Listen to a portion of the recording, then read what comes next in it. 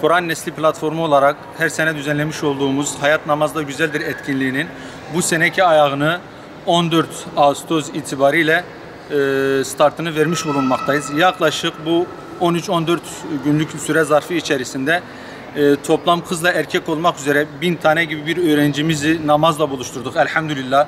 Gerek camilerde olsun, gerek derneklerimizde olsun, gerekse evlerde olsun namaz etkinliği programımızı şu anda tüm güzelliğiyle, tüm hızıyla devam ediyor. Kısmet olursa bu ayın 16'sında bunu finalle taçlandıracağız Allah izin verirse.